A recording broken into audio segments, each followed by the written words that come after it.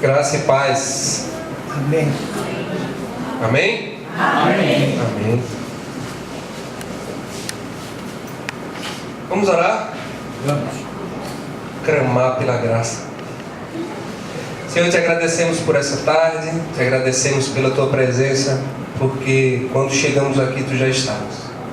Tu já nos esperavas, tu já preparavas os nossos corações como terreno fértil para receber a tua palavra, para receber a semente da tua palavra. Que nada que seja falado aqui, nada que seja praticado venha dos nossos corações, mas venha do teu trono, para nos aproximar mais de ti e nos fazermos mais parecidos contigo. É assim que nós te pedimos e te agradecemos em nome de Jesus. Amém. Amém. Bom, o tema de hoje é conhecido, todos, a gente já comemora aí há alguns anos, né, o Dia das Mães, no dia de hoje. E o que eu queria compartilhar com os irmãos, de forma breve, antes de meia-noite a gente termina, e é um pouco do que eu aprendi com a minha mãe, né? Por incrível que pareça, aprendi alguma coisa com ela, né? Há quem duvide, mas eu aprendi alguns pontos, alguns aspectos, eu não vou dizer teológicos, mas eu vou dizer que são, é muita pretensão minha dizer que são aspectos teológicos, eu não sou teólogo, não sou estudioso, mas são aspectos relacionados à vida cristã. E o primeiro aspecto foi quando eu falava para ela e dizia: mãe, eu vou sair para jogar bola. Ela: não saia não, agora saia para você ver. E foi assim que eu aprendi o aspecto da obediência, dessa forma carinhosa, dessa forma sutil. E interessante que era o seguinte: esse agora saia para você ver, ele vem carregado assim de um misticismo, de uma carga quase que transcendental assim. Porque quando a gente saía e desobedecia, no meu caso foi jogar bola, porque era doente por bola e nunca aprendi a jogar, mas adorava jogar bola. Mas era certeza, eu ia brigar, eu ia arrancar a cabeça do dedo, eu ia ralar o joelho no asfalto, eu ia quebrar o vidro de alguém, era certeza. Agora, no dia que eu saía e posso ir, pode, meu filho, pode ir, está tudo bem, era tranquilo.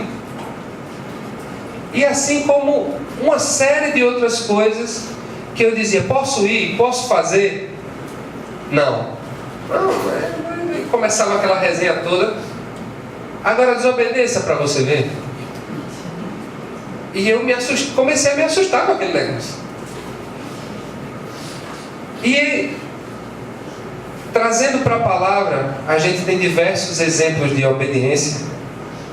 E eu escolhi o de Sansão. A história de Sansão é meio esquisita, né? Se a gente parar para pensar, era uma história de um cabeludo, que a força dele estava no cabelo. Mas por que estava no cabelo dele? Não sei.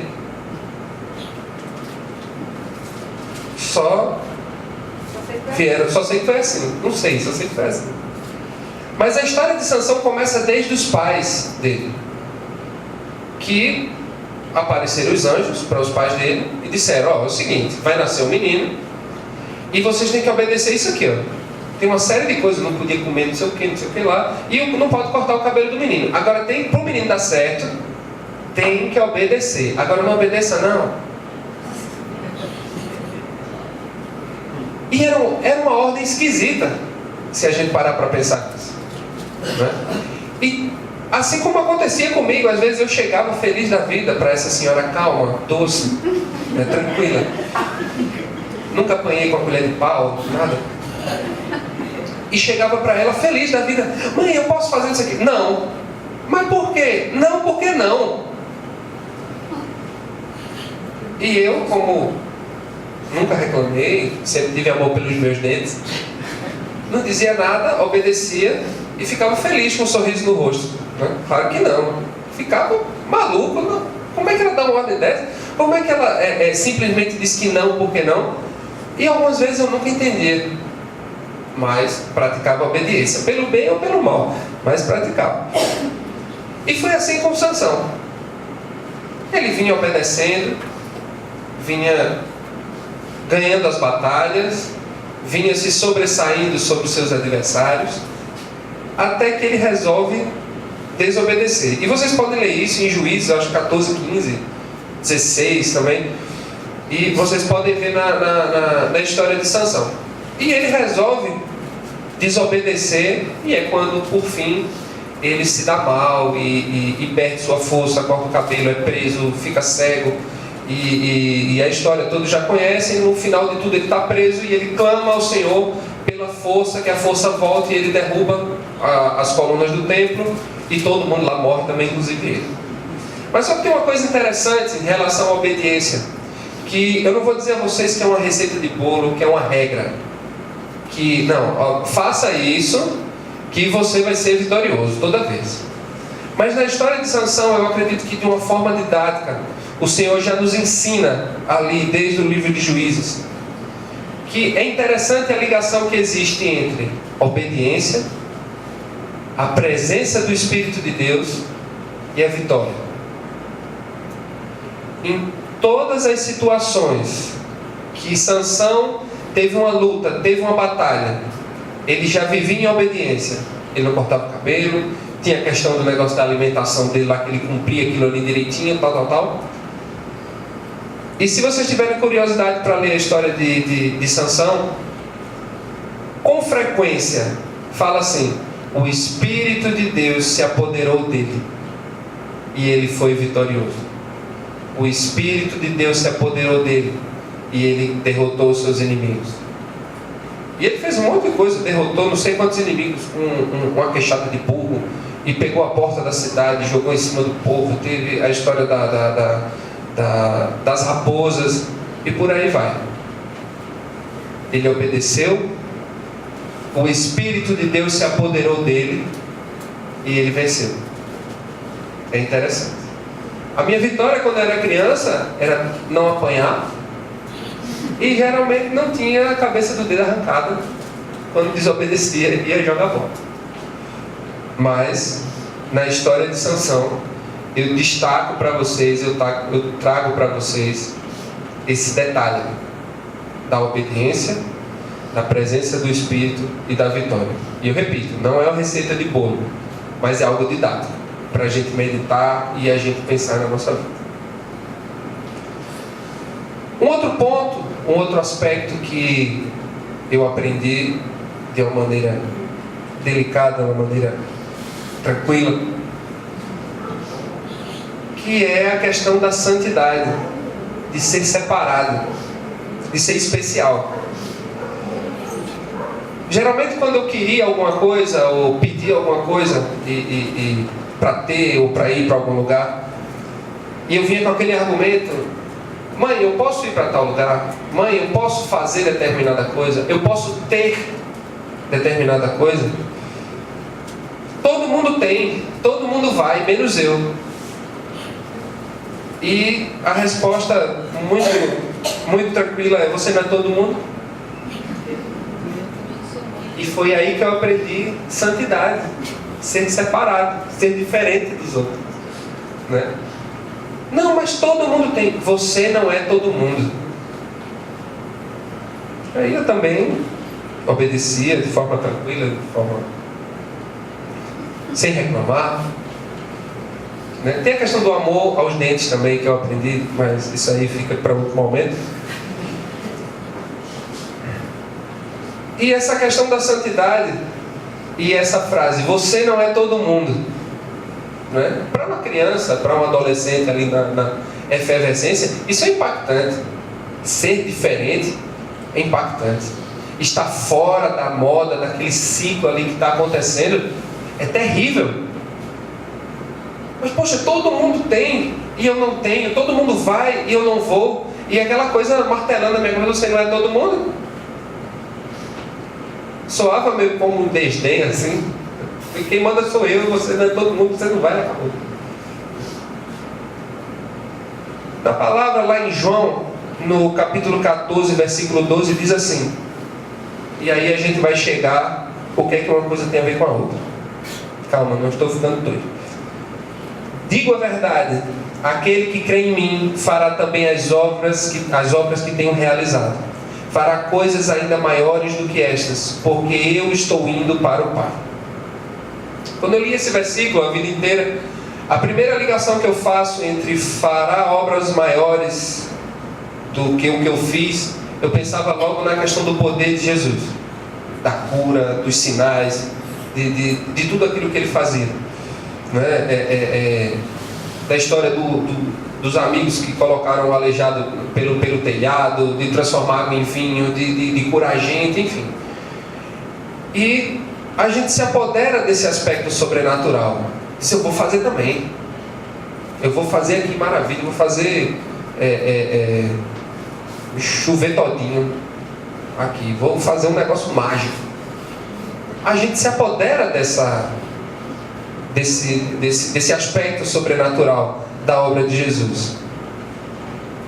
Mas a gente quer ser igual a Ele. É só o poder que a gente quer de Jesus? A gente se esquece que Ele sofreu, foi humilhado, foi morto. Ele aturou muita gente doida. Ele teve sua fé levada até o limite. E Ele amou de uma forma que ninguém amou. Na forma que todo mundo não amava. Porque Ele não era todo mundo. E quando Ele fala de fazer as obras maiores do que Ele fez, é nós não sermos todo mundo. Mas Senhor, eu não quero suportar fulaninho. Fulano é meio maluco. Você vai ter que suportar. Mas ninguém suporta ele. Todo mundo odeia esse cara. Você não é todo mundo. Você é santificado, você é escolhido. Mas Senhor, eu estou aqui passando por uma situação, eu tenho que ter fé o tempo todo, né? Todo mundo está bem aí, todo mundo está tranquilo, está todo mundo sem ter nenhuma provação. Você não é todo mundo.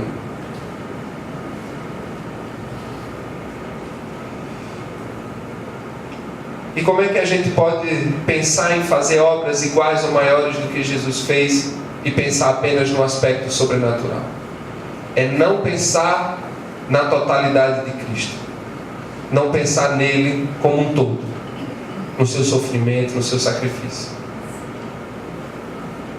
E o Senhor, de forma muito didática, vem dizer para nós essa noite: você não é todo mundo. Você é separado, você é escolhido. Você precisa ir na contramão do que vai todo mundo. Você precisa amar da forma que ninguém ama. Você precisa abrir mão como ninguém abre. Uma vez eu estava na fila do metrô, e quem me conhece sabe que eu odeio fila. Eu vou embora, eu deixo o carrinho de feira, depois de escolher tudo, depois de fazer toda a conta ali, depois de me espremer por dentro do supermercado, se eu olhar para a fila e disser, eu vou levar 1h30 aqui, eu deixo o carrinho e vou embora. Eu odeio fila. Se tiver uma fila dizendo, está dando dinheiro aqui, mas você tem que esperar 3 horas, eu espero, mas não vamos mentir também, né? É demais. Mas eu detesto fila. E eu entrei numa fila do metrô, na estação central ali do Recife, que é um lugar fino, um lugar assim, cheiroso, né? Maravilhoso, assim, agradável de se estar. E eu levei 40 minutos na fila. E aparecia o pessoal mais esperto, querendo furar fila, e eu... E é um, e é dois, contando aquilo ali. E eu comecei a refletir sobre o que era amor incondicional. E aí eu já vou para o nosso último ponto, que era o seguinte: às vezes eu pintava o set, para não dizer outras coisas. E às vezes vinha Dona Neide. Para quem não sabe, eu chamo a pastora Nádia de Dona Neide. E ela dizia para mim: você não está merecendo não, mas eu vou lhe dar. Você não está merecendo não, mas eu vou fazer por você. E eu aprendi o aspecto da graça. E muitas vezes eu estava merecendo até uma pizza e não ganhava. Aí eu aprendi mais uma vez o aspecto da graça. E voltando à história do metrô, eu naquela fila lá enorme comecei a pensar justamente disso. Você não está merecendo não, mas eu vou lhe dar. E na hora de comprar a passagem, eu não comprei só a minha passagem, eu comprei 2 ou 3 passagens. E eu pensando, não, vou comprar 2 ou 3 logo, porque amanhã eu já fico livre e tal. E quando eu vinha saindo da fila, eu estava pensando: poxa, que bom. Já pensou se alguém que estivesse na fila comprasse, sei lá, R$20 de passagem aqui, não sei quantas passagens, e chegasse pro último cara da fila e fazer: ó, compra de mim aqui e vai embora. Compra pelo mesmo preço que você vai comprar e vai embora. Eu não vou precisar. Por que está fazendo isso comigo? Por nada. Vai e pega aqui. E quando eu comprei e peguei aquelas 2 ou 3 passagens na mão, tinha a minha. E quando eu estava saindo, chegando no final da fila, tinha uma senhora, já com uma certa idade, ela tinha um balaio na cabeça e segurando 2 crianças pequenas. Né? A gente segurando 2 crianças sem balaio já é um transtorno. Né? Imagina ela no metrô, lotado, com um balaio na cabeça e 2 crianças. Eu cheguei para aquela senhora, assim, meu coração ficou deste tamanho quando eu vi aquela situação. E só veio uma voz na minha cabeça dizendo: é graça, meu amigo. É graça. Você não está merecendo não, mas eu lhe dei. Dei a passagem a ela. Aí eu tirei a passagem do bolso e dei àquela senhora o ticket do metrô. E ela disse: meu filho, quanto é? Eu falei: nada não, é para a senhora. Pode ir para casa. E ela tinha tirado o balaio da cabeça para catar as moedas para me dar o dinheiro. E eu fui embora, eu olhei para trás, aquela senhora chorava ali: eu não acredito, não sei o quê. E o pessoal: quem foi que acreditou? Foi um menino. Ela não sabia quem era. Menino, olha. E esse é o aspecto da graça. Um outro aspecto ligado à maternidade ou à paternidade, ligado à graça, é quando nasce um filho. Ele não faz nada para ele ser amado. Ele simplesmente nasceu, chorou, fez cocô. Ele acorda 3 horas da manhã, chorando. Aí você abre aquela fralda, tem um prêmio lá dentro para você. E eu brinco com alguns pais novos e dizendo: meu amigo, você não sabe o que é amor. Você vai saber o que é amor um dia às 3 da manhã, trocando uma fralda suja e levando uma mijada do menino. E quando você tira a fralda para trocar, você ainda leva um banho, você leva você é batizado ali. E você acha lindo aquilo. Você quer: que lindo, tudo sujo. Então aqui, aí mete o dedo do cocô, aquela agonia e tal. E você ama aquela criança, ela não fez nada para ser amada. Ela não reage, ela não sorri, mas você incondicionalmente ama aquela criança. Eu tenho um amigo que o filho nasceu e eu não sei qual era o problema de saúde que o menino tinha, mas ele nasceu, foi internado e ele vendeu tudo o que ele tinha para tentar salvar aquela criança. Ele vendeu o carro a preço de banana, vendeu os móveis de casa, se desfez de tudo que tinha para tentar salvar aquela criança. A criança não resistiu. Ele perdeu o bebê. Isso vai mais de 15, talvez quase 20 anos atrás. E ele recuperou os bens, assim, 3, 4 vezes mais do que tinha, mas com certeza o coração ficou partido. Um pedaço dele foi embora com aquilo ali. Mas ele amou tanto aquela criança ali, que ele deu tudo que ele tinha. Caramba, que história linda, que história maravilhosa, que história impactante. Um pai que vendeu tudo que tinha. Um pai e uma mãe que pegaram tudo que eles tinham e deram para tentar salvar a vida do filho. Mas um pai incondicionalmente deu a vida do seu filho por nós, de graça, por graça, pela graça. Quando Davi saiu da barriga de Brenda, a primeira coisa que eu vi dele foi o pé, porque eu estava sentado, eu não fiquei vendo abrir o negócio lá, porque a barriga, porque senão eu estava lá caindo no chão até hoje. Esse não ficava mole para sangue, para essas coisas. Mas eu estava sentado do lado dela, do lado da cabeça de Brenda aqui, e quando eu vi sair o pé de Davi, eu só vi o pé. Naquele momento, eu entendi todos os: você não está merecendo, mas eu vou lhe dar. Você não é todo mundo. Não vá não desobedeça não. Desobedeça para você ver. E eu entendi aquilo ali online. Foi na hora. E eu entendi o aspecto da graça de uma forma prática e muito direta. E eu vim escutando isso há 30 anos. Mas é interessante quando nasce um filho e a gente consegue entender esse aspecto. E a graça, ela nasce no coração de Deus incondicionalmente por nós. Ela culmina na cruz, com o sacrifício dele por nós. E ele produz frutos para a eternidade. Produz frutos de salvação. Esses 3 pontos, esses 3 aspectos que eu dividi com vocês, de forma didática, o Senhor vem trabalhando na minha vida aí no longo desses meus 18 anos de idade. É o dobro.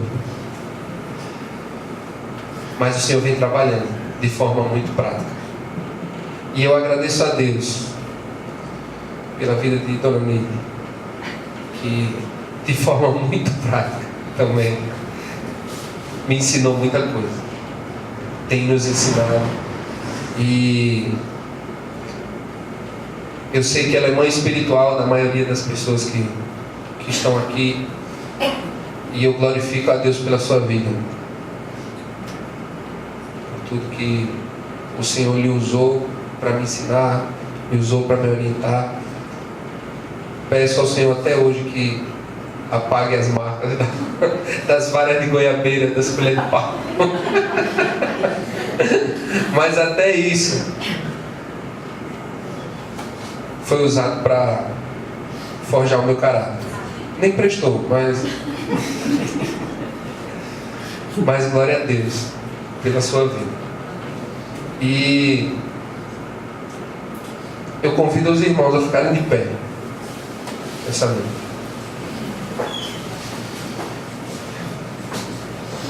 E eu queria que todos baixassem as cabeças, fechassem os olhos. E eu queria fazer 2 convites essa noite. O primeiro convite é para você que já tem caminhado na igreja, você tem caminhado na presença do Senhor, está na comunidade, ou já fez parte da comunidade, mas você entende que precisa renovar o seu compromisso com o Senhor, que você precisa se aprofundar e entender e praticar melhor o amor de Cristo por você. Se você entende isso, eu queria que você levantasse sua mão e orasse junto comigo. Senhor, te agradecemos pela vida de cada um aqui. Te agradecemos pelo renovo do compromisso contigo. Te agradecemos, Pai, pelo entendimento que o Teu Espírito traz aos nossos corações, que precisamos te obedecer, que precisamos entender que somos santos e entender a Tua graça e nos entregarmos à Tua graça. Toca e renova o coração de cada um aqui que levantou a mão. Toca e renova a mente de cada um aqui que levantou sua mão. E que não num gesto mágico, mas como um marco na vida de cada um, que eles entendam que hoje eles decidiram continuar caminhando na tua presença, mas de forma diferente, de forma renovada, de forma mais próxima a ti e de forma prática. É assim que nós te pedimos e te agradecemos, em nome de Jesus. Amém. Amém. O segundo convite que eu tenho para fazer essa noite é para você que não caminha com o Senhor, você que nunca tomou uma decisão por Cristo, você que nunca se entregou de fato, dizendo: Senhor, eu quero caminhar contigo, eu quero ter uma mudança de vida, de mente e de coração. Eu não estou convidando você para ser evangélico ou fazer parte dessa igreja. Eu estou convidando você para fazer parte do corpo de Cristo, da família de Cristo. Se você entende que você precisa tomar essa decisão, levante a sua mão onde você está. Amém. Vamos orar mais uma vez. Pai amado, te agradecemos por essas vidas que se entregaram a ti. Te agradecemos por essa entrega de coração e por esse entendimento de que somos nada sem ti. E de que também somos uma família. Somos a família de Cristo. Independente dessa igreja ou de outra, Pai. Mas nós caminhamos junto contigo. Muito obrigado por essas vidas que se entregaram a ti. É assim que nós te pedimos e nós te agradecemos pela tua presença viva nesse lugar. Em nome de Jesus. Amém. Amém.